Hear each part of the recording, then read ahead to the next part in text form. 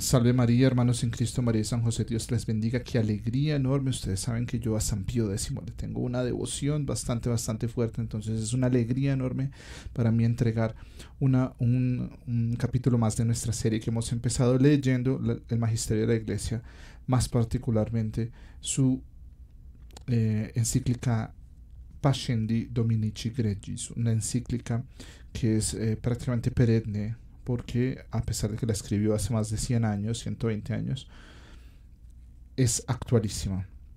Y hemos visto a lo largo de los capítulos que hemos hecho ya el cuarto de ellos, bueno, cuarto con el contenido de la carta, hemos visto cómo San Pío X está exponiendo a los modernistas y el modernismo, la herejía de todas las herejías, la suma de todas las herejías, como la llama el mismo San Pío X. Y bueno, es una herejía que tristemente nosotros vivimos y convivimos diariamente con ella. Lo vemos particularmente en nuestras parroquias, en nuestros grupos parroquiales y en muchos de nuestros sacerdotes, que la mayoría, la inmensa mayoría, están infestados y plagados de esta herejía tristemente, y por eso oramos mucho para que llegue el fin de esta herejía y la vamos entendiendo cada día más. Para quienes quieran ver los capítulos anteriores, que es muy recomendable que lo hagan, aquí en la descripción del video, en la parte inferior, encuentran las listas de reproducción, y de esta serie se llama San Pío X Pascendi, como es el nombre de esta encíclica. Habíamos visto en el último video, hermanos, cómo San Pío X nos dice que los modernistas los hay de todo tipo. Los hay el teólogo, el historiador, el crítico, el apologista y el reformador. Y entonces en este capítulo segundo está denunciando a los modernistas filósofos. Este es un capítulo un poquito, digamos, tiene mucho lenguaje técnico, filosófico, pero lo hemos ido desmenuzando poco a poco. Ya vimos todos estos subcapítulos y ahora vamos a ver en la parte que habíamos quedado, donde estábamos leyendo que un modernista, primero que todo, se deja llevar por mentiras en las que la persona que cae en este error tiende a pensar que los milagros y las cosas sobrenaturales realmente no suceden como se cuentan, por ejemplo, en la Biblia. Entonces dice que realmente, pues, que Cristo curara a un ciego como tal, pues no tanto, más sí darle ceguera, curarle la ceguera espiritual o algo así. Entonces empiezan a negar las cosas naturales y por ende terminan negando las sobrenaturales, y se queda todo en un plano meramente humano. Todo esto ya lo expusimos muy a fondo en los anteriores capítulos. Insisto, si no han visto los anteriores o si los vieron pero igual no los recuerdan, pues no está de más darles una mirada. Habíamos quedado en esta parte donde San Pío X está hablando de lo incognoscible. ¿Qué significa lo incognoscible? Que no se puede conocer, ¿no? Entonces los modernistas dicen que hay muchas cosas que realmente no se pueden saber y por lo tanto pues o no son importantes o se dejan a un lado o simplemente es algo pues por allá lejano, que hay cosas de Dios que son difíciles de saber, entonces no importan o no nos afectan, dicen los modernistas, ¿no? Es fuerte, es tremendo. Y San Pío X está desenmascarando a esta gente. Y vamos a ver acá un párrafo, hermanos, que nos va a introducir en este tema, habiendo ya de cierta manera recoge una parte de lo que habíamos leído anteriormente. Y este párrafo va a ser crucial y fundamental que nosotros lo leamos y lo entendamos para darnos cuenta que los modernistas tristemente caen en estos errores. Miren, hermanos, es un muy buen ejercicio que nosotros, mientras vamos leyendo este texto y lo vamos escuchando y lo vamos desmenuzando, vamos pensando si nuestros párrocos o nuestros sacerdotes o incluso nosotros mismos caemos en esto. Y recordemos que esto es una herejía completamente condenada y anatemizada por la Iglesia. Anatemizada quiere decir es una maldición. Entonces, si la persona cae en esto y sabe que cayó en esto, es consciente de ello y aún así persiste, la Iglesia lo anatemiza, ¿no? En términos de San Pablo. Entonces, continuemos esta lectura, pero antes hagamos un Ave María para que sea Nuestra Señora la exterminatrix omni heresion, la exterminadora de todas las herejías, que nos ayude a no caer en esta herejía del modernismo, o si estamos en ella, a salir de ella, y que la Santísima y Siempre Virgen María nos proteja a nosotros y a todos aquellos por quienes oramos, para no caer en este error tan terrible que condena a tantas almas y que, insisto, como San Pío X lo llama, la herejía de todas las herejías, el conjunto de todas las herejías en una sola. Digamos juntos en el nombre del Padre, y del Hijo, y del Espíritu Santo. Amén. Ave María, gratia plena, Dominus tecum, benedicta tu in mulieribus, et benedictus fructus ventris tui, Iesus. Sancta Maria, Mater Dei, ora pro nobis peccatoribus, nunc et in hora mortis nostrae. Amen. Sacratissimum cor Jesu in te confido, Sancte Joseph, ora pro nobis, Sancte Pio Decimus, ora pro nobis. In nomine Patris et Filii et Spiritus Sancti. Amén. Bien, entonces dice acá nuestro querido San Pío X. Los modernistas sacan de todo esto, de todo lo que hemos ya leído anteriormente, dos reglas que, junto con la ya obtenida del agnosticismo, que lo vimos también anteriormente, forman los pilares de la crítica histórica. Eso es esa crítica histórica, por cierto, el Papa Papa Benedicto XVI, porque no San Benedicto XVI algún día, el Papa Benedicto XVI la critica fuertemente y nos pide que ya la dejemos a un lado, esa crítica histórica. Lo hace muy muy bien explicado en la introducción a su famosísimo libro Jesús de Nazaret, un libro teológico que es para cualquier persona, incluso para alguien que no sepa nada de teología. Es un libro bellísimo, está dividido en 3 partes. Pero creo que en español lo venden en un solo tomo, se llama así, Jesús de Nazaret, del Papa Benedicto XVI, y él nos pide al inicio del libro que dejemos la crítica histórica.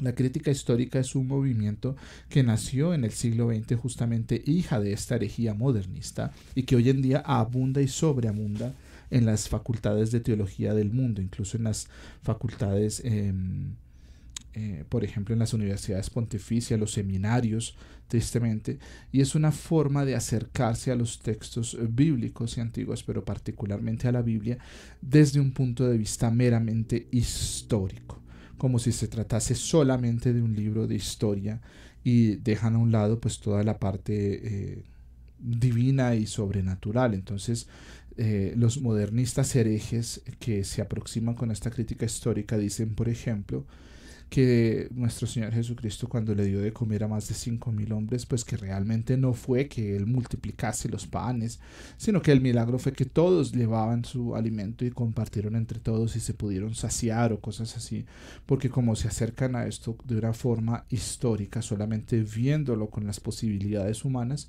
pues le quitan a Jesús mismo toda posibilidad de que Él haga milagros. Y esto es gravísimo, ¿no? Esto lo hemos escuchado incluso en altos jerarcas de la Iglesia, ¿no? Claramente herejes modernistas infiltrados que se atreven a decir una blasfemia de esta. Y de hecho en este texto que vamos a leer a continuación, San Pío X va a decir algo bastante curioso y bastante bueno e interesante al respecto. Y dice: para exponerlo con mayor claridad, tomemos un ejemplo que se refiere a la persona de Cristo. En la persona de Cristo, me encanta cómo San Pío X pone la palabra Cristo o Jesús en mayúscula, ¿no?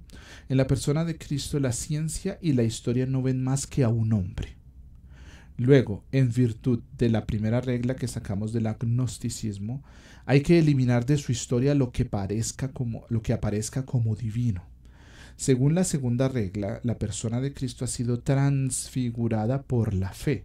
Luego también hay que eliminar de ella todo aquello que la eleva por encima de las circunstancias históricas. Y por último, la tercera regla nos descubre que la persona de Cristo ha sido desfigurada por la fe. Luego hay que liberarla de los dichos, hechos y, en una palabra, de todo lo que no corresponde a su mentalidad, estado de educación, lugar y tiempo en que vivió. Me voy a detener ahí, hermanos, porque este párrafo para mí, hasta ahora de los que hemos leído, es tal vez el más crucial para nosotros entender y meternos de nuevo en el espíritu de la lectura de este documento importantísimo. Entonces dice nuestro querido Papa San Pío X y denuncia, dice: ojo mucho ojo, hermanos, porque si nosotros, insisto, hemos caído en esto, conocemos sacerdotes o personas que nos han hecho caer en esto, pues sepamos que el mismo Papa San Pío X, santo canonizado, lo está declarando un hereje. Primero, Cristo dice acá, hay que quitar de él todo lo que aparezca como divino. Entonces, por ejemplo, nuestro Señor Jesucristo, algunos se atreverán a decir que pues que realmente él sí nació de la Santísima Virgen María, pues no fue que el Espíritu Santo lo engendrara, sino que es una forma de decir. O por ejemplo, algunos dirán, no, es que él no resucitó como tal que se levantase de la tumba, sino que fue una experiencia mística de los apóstoles, donde ellos sintieron la presencia de Jesús y entonces dijeron que había resucitado. Ojo. La segunda regla de la persona de Cristo, en la persona de Cristo, según los modernistas, por supuesto, ¿no?, ha sido transfigurada por la fe. Dicen que la verdadera imagen de Cristo, como la gente tenía fe en él, entonces la transformaron. Y dicen que entonces le atribuyeron a Cristo cosas que realmente pues él no hizo históricamente. Por ejemplo, estando en una barca, con las tempestades y con las huracanes y todo, y él le dijo a los vientos basta, y los vientos se calmaron. Pues que realmente esto simplemente, como tenemos fe en que Jesús es el Hijo de Dios y es Dios, pues que realmente él lo que hizo en ese momento fue calmar la tempestad del sentimiento de los apóstoles, que en su corazón había muchas tempestades de miedo y de duda, y él calmó sus tempestades, pero no que calmó las aguas del mar, por ejemplo. Y la última, que esta se escucha mucho también tristemente de los modernistas herejes, es que la imagen y la persona de Jesús ha sido desfigurada a causa de que nosotros tenemos fe en ella. Entonces nuestro Señor Jesucristo, según los herejes, él pues vivió en un lugar, en un contexto particular, en un tiempo particular histórico, donde pues él se refería a cosas que eran propias de ese tiempo, pero que realmente no eran cosas universales, ¿no? Entonces, nuestro Señor en ese momento solamente llamó discípulos hombres y apóstoles hombres, porque era un contexto machista, donde la mujer no tenía nada, pero que él realmente, pues él no quiso hacer solo eso, sino que él también tenía pues discípulas y apóstolas, y entonces hoy en día deberíamos tener sacerdotisas y obispas, ¿no? Y por qué no una papisa, porque pues realmente no es que él en ese momento quisiera que el sacerdocio fuese exclusivamente de los hombres, sino que en su contexto histórico, cosas así de ese tipo, ¿no? O que él pues era un hombre más o menos educado, pero que no tenía la educación propia de un maestro de la ley en el Sanedrín. Entonces las veces que él interpreta los textos bíblicos, como cuando él dijo que el Pentateuco había sido escrito por Moisés, pues que no, que realmente él decía eso porque pues eso era la tradición y lo que se pensaba en ese momento, pero que él no tenía los estudios para saber que los primeros libros de la Biblia fueron escritos por Moisés, y hoy en día dicen que fueron los babilonios, que unas comunidades, que esto, que lo otro, una cantidad de... O sea, esto es lo que dicen los herejes. Entonces, ¿qué va a decir aquí San Pío X con respecto a lo que acabamos de leer, hermanos? Y que, insisto, si nosotros hemos caído en ello o conocemos sacerdotes o personas que caen en esto, sepamos que esas personas están en la herejía, o nosotros mismos, si alguno de nosotros ha caído en esto, ¿no? Y dice San Pío X, ¿es esta una manera ciertamente muy extraña de razonar? Pero así es la crítica de los modernistas. Y dicen también los modernistas, así pues el sentimiento religioso, que por la inmanencia vital surge de la profundidad del subconsciente, porque recordemos que los modernistas dicen que es lo que uno siente en el subconsciente lo que hace que Dios realmente sea y exista. Ese es el germen y la razón de toda religión y de todo lo que en la religión hay o pueda haber en el futuro. O sea, según los modernistas, solo lo que la persona siente y tiene en el subconsciente. Según los modernistas, si todo el mundo dejase de sentir a Dios, Dios se murió, como dicen unos filósofos hoy en día, que Dios ha muerto, ¿no? Y este sentimiento rudimentario y casi informe en su comienzo, bajo la influencia de aquel principio arcano del que nació, va tomando fuerza poco a poco al paso que progresa la vida humana, cuya forma es según ya hemos dicho. O sea, el sentimiento al principio, por ejemplo, en un niño o en una persona, en un adolescente, en un joven, pues es algo ahí como que se siente un poquito, pero no se sabe qué es. Pero a medida que la persona va creciendo en conocimientos, en experiencias en vida, ese sentimiento religioso se va haciendo más, se va formando y así le va dando una mejor forma a lo que es Dios. Y así se explica el origen de cualquier religión, incluso de lo sobrenatural.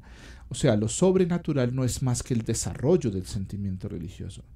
Y según los modernistas, la religión católica no está excluida, pues es una más entre tantas.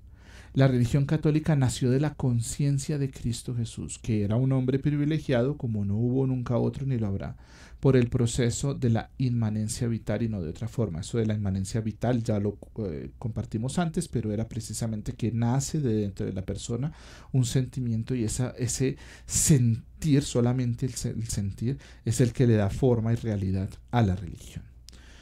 Y voy a exponer un poquito más ese párrafo con esta primera frase de la explicación de San Pío X. Dice San Pío X, causa estupor la audacia de tales afirmaciones y de tanto sacrilegio. O sea, yo creo que en ese momento San Pío X sintió un dolor estomacal al escribir todo esto y decir, ¿cómo puede haber gente que se diga creyente, que se diga católica, que se diga cristiana, y crea toda esta cantidad de horrores?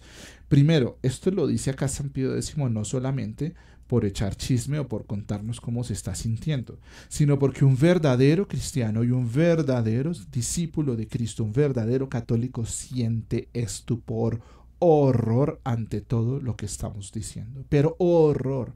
Hay una cantidad de sacrilegios. ¿Cómo es eso de que Jesús en su subconsciente, porque él sentía, y claro, y se atreven para no chocar y golpear tan de frente con los creyentes, dicen que claro, que Jesús Cristo era un hombre privilegiadísimo, ¿no? Un hombre inteligentísimo, un sabio.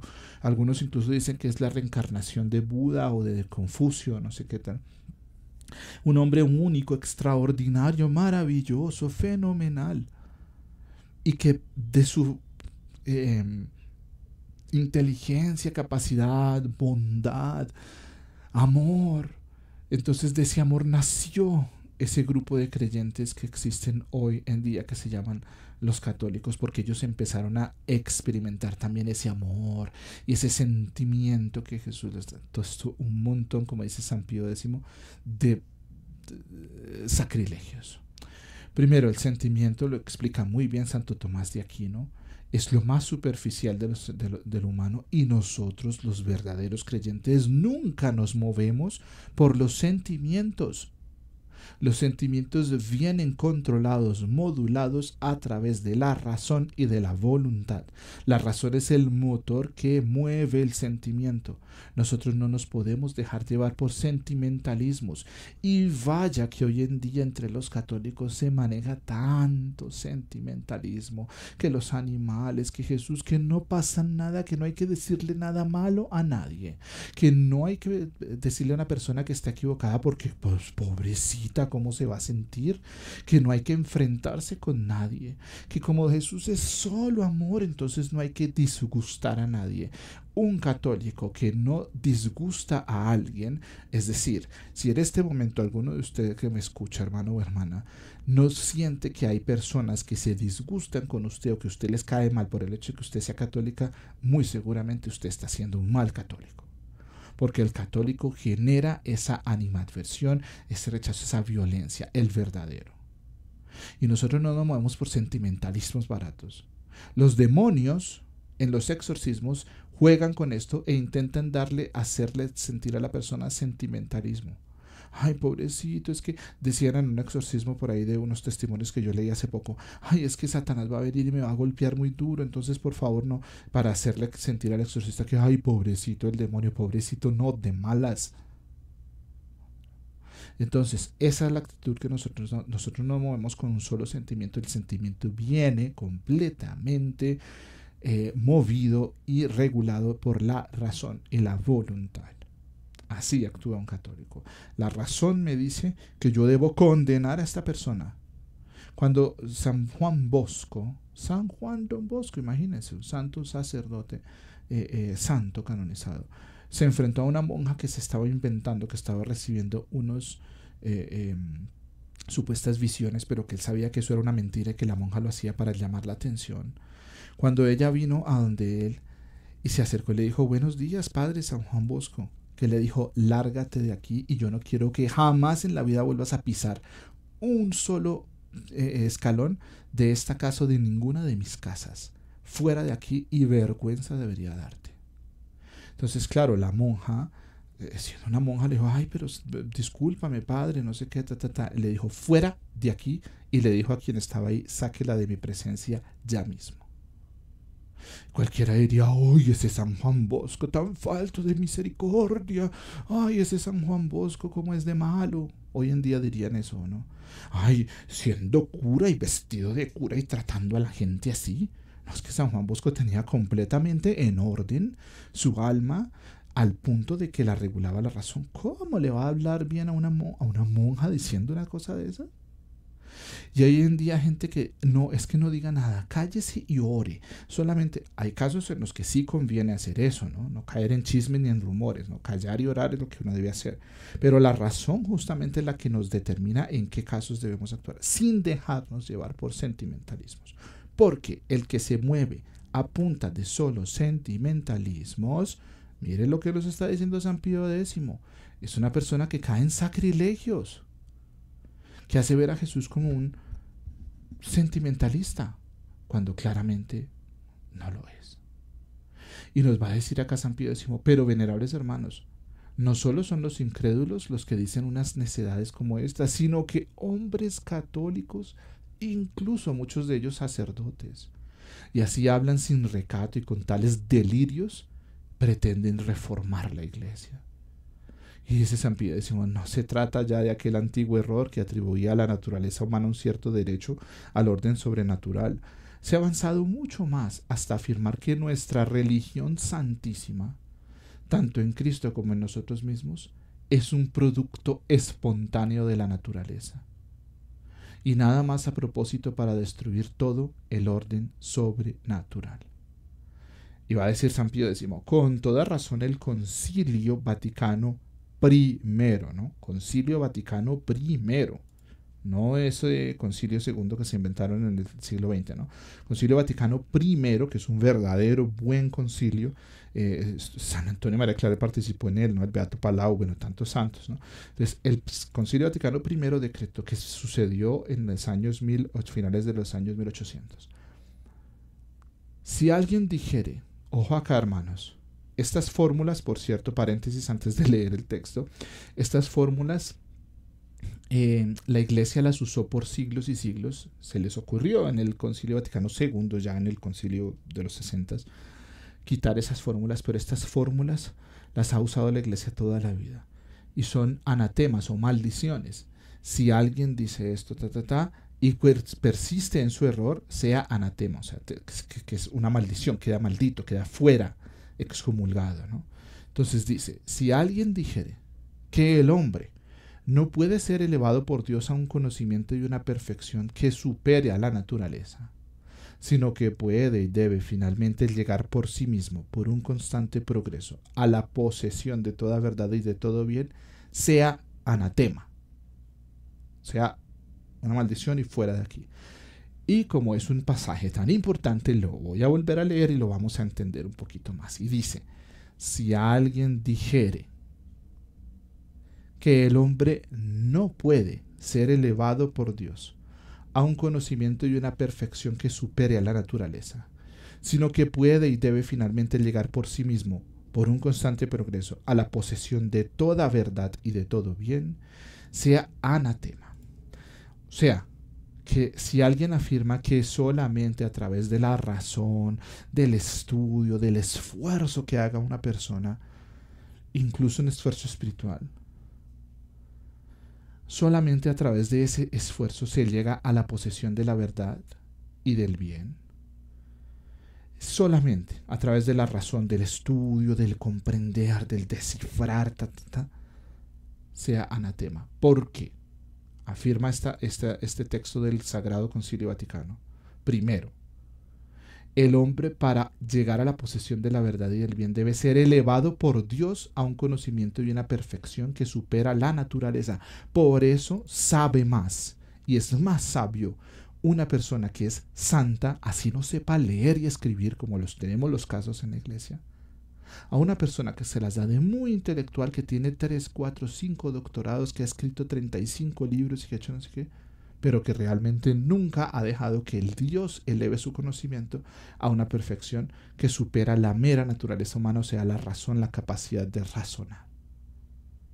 Por eso sabe más una persona, las abuelas de nosotros, los abuelos, personas creyentes que se arrodillaban y hacían el Santo Rosario y visitaban el Santísimo, mucha más sabiduría que muchos hoy en día que tienen títulos y doctorados y maestrías y posgrados y bla, bla, bla, bla, bla, bla, y no saben nada, de nada, ni de la vida ni de nada. Y si alguien afirma que ese es el camino, sea anatema. Y les voy a dar un ejemplo concreto y con esto terminamos este episodio, hermanos. El Apocalipsis. Sabemos todos que estamos viviendo tiempos apocalípticos. Sabemos todos que estamos ya llegando a un fin de una era, que nuestro Señor Jesucristo está muy pronto a intervenir en el mundo, a erradicar el mal, a implantar su reino. Bueno, sabemos todos esto, ya lo hemos estudiado, lo hemos visto.